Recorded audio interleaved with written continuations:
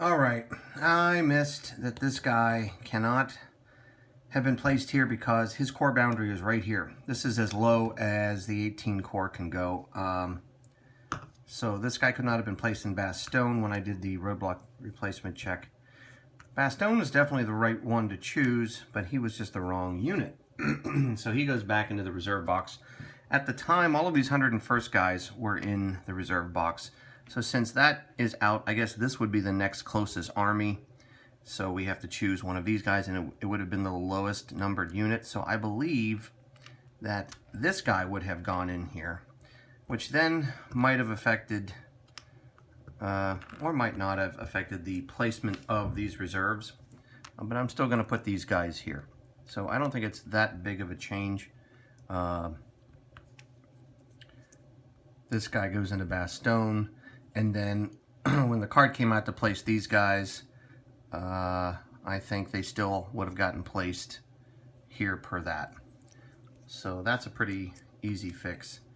And Bastogne is still protected as it should be. Okay, that out of the way, I can now think about my turn. You know, this is December 19th at the end of December 20th. I've got to look at how many VPs. I'm supposed to be up somewhere over 20, near 30. I think I have 2. So I'm clearly not doing a good job of that, but whatever.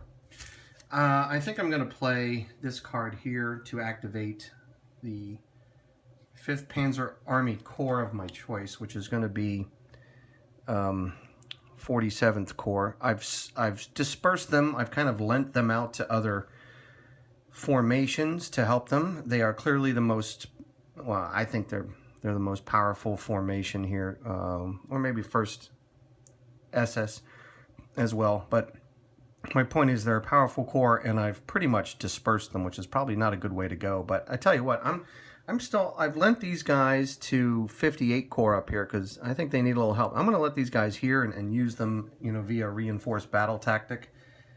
I unfortunately didn't have one in my hand when I attacked earlier, and so this was a big whiff.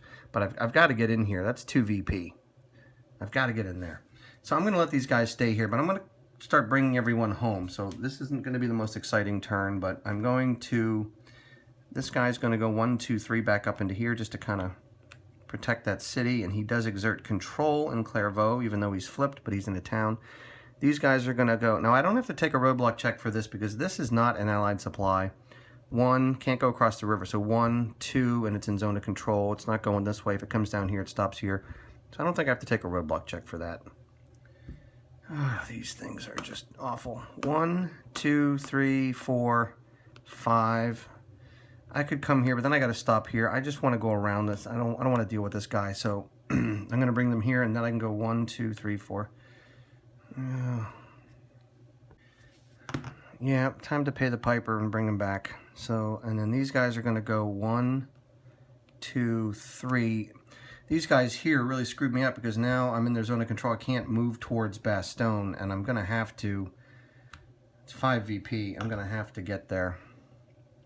So I think I'm going to do this. I'm actually going to do an attack. Otherwise, these guys are going to stay here. So I've got 9, 7 and 9, 16 to 4, 4 to 1. That's not bad. That's not bad. I don't see any units in the reserve box that could come out. So I'm not too concerned about that.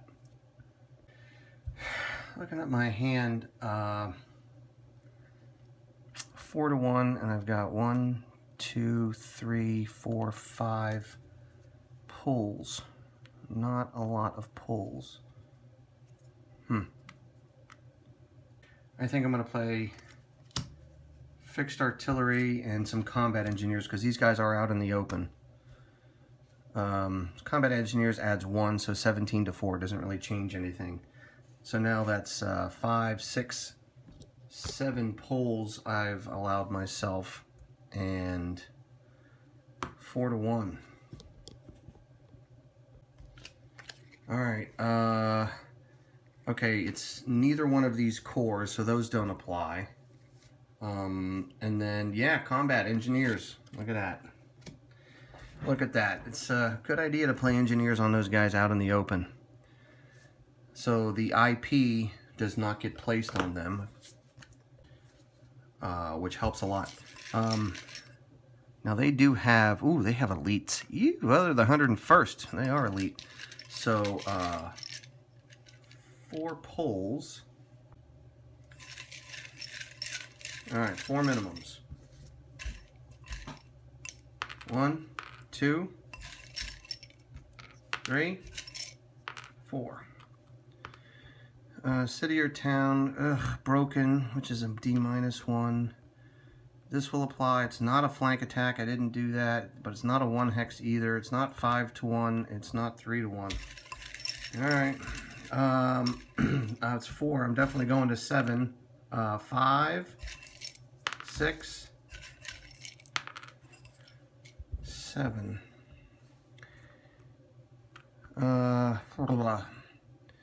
Oh, combat engineer hidden on the back of a 6 to 1. So that will actually apply. Attacker artillery. Yes, I played I played fixed artillery.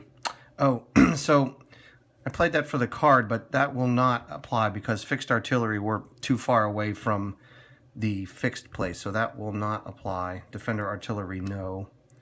And 4 to 1 applies. So let's see here. D-1 takes this away. And yeah, these ones didn't apply, right? Yeah. Didn't do my precious flank attack. Didn't have a regular artillery, only had a fixed artillery. So D-1 nerfs this, and then so 1 against us and 2 against them. Okay, since the hits are less than the steps, they want to actually go ahead and do a hold step, which is 3 plus the number of steps is 4. So they want to go ahead and see if they want to hold. They rolled a 9. They don't want to hold. They actually want to retreat. That's probably a really good thing. So they want to retreat, not in zone of control, so not here. So either one of these two. I'm looking at the rules here. The withdrawal direction is this way, but that's in zone of control, so they don't want to go there. So between these two, I think this one's slightly more westernmost than that. So I think that's where they want to go. So that's 1 retreat. And now to apply the other one, they're going to do it again, and this time they're going to get a +2 for having retreated 1 hex. So now they're at 2, plus their steps is 4 is 6, +2 for having retreated. Come on, roll a 9 again. I rolled an 8, but that's just enough. 2, 4, 6 plus the 2 is 8. That's just enough for them to hold, so they'll take a hit applied to the highest unit. So it's the 14 is going to take the hit. And then I've got to take 1 as well. I think I'm going to reduce that infantry to that side.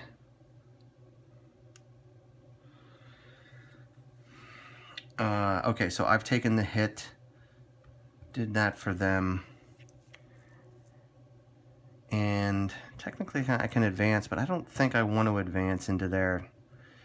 That was actually pretty effective because I pushed them out, which is what I was hoping to do.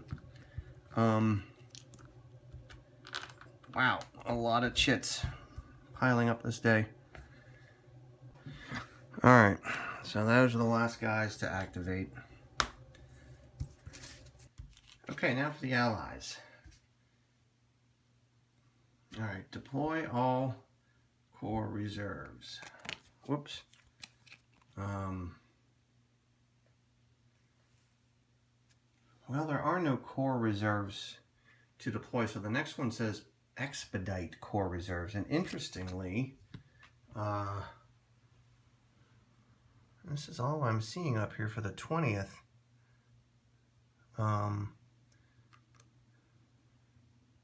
Which is not a 12 core, it's an 8 core stack.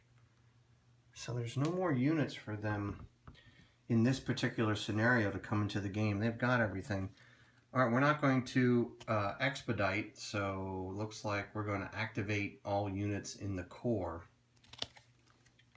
which is these guys down here. And we've got some a very easy rule to determine if a core should activate, which is based on strength. If there's a German unit or stack proximate to any of these units where they can get a simple 2-to-1 advantage, well, they've got like 9 factors here to 2. So yeah, based on activation by strength, this this formation should activate. So now we see what cards they get. Well, this is interesting. I pulled the 3 cards and went through them, and I don't see them doing much. Fill the gap is asking for a unit proximate to an empty position to which a German unit is also proximate. Well, we're not proximate to anything. We're stuck in zones of control, so that's right out. Strengthen a unit proximate to but not stacked with an allied unit with blah, blah, blah. Well, all the units in this 12 core are stacked with another unit. There's nobody hanging out by himself. So that's right out. And then pull back a unit or a stack and a hex with less than 5 hold value that is able to move and is either out of communication or in danger of surround. Well, these guys are not in danger of surround because these guys can't move. Neither can these guys. So I don't see that happening either. So I believe technically we could, well, we can't put an improved position on them because they're in towns. Normally if somebody doesn't activate, that reminds me, I don't think about putting improved positions on my German units because I'm on the attack, but technically these guys could get an improved position from last turn because I didn't activate. They didn't activate when I activated the core. I'll just put it there. So, you know, looking at the rules, it says you keep checking until all the units have activated or you've checked all the cards. So I think that that's just like a whiff on the Allies' turn, that nothing happens. They were eligible to activate, and I just happened to pull some actions. I mean, you know, here's like the very next card is this one, German's exposed, which might have done something had I pulled that card, but that just wasn't the one I pulled. So, all right, that's the Allies' turn.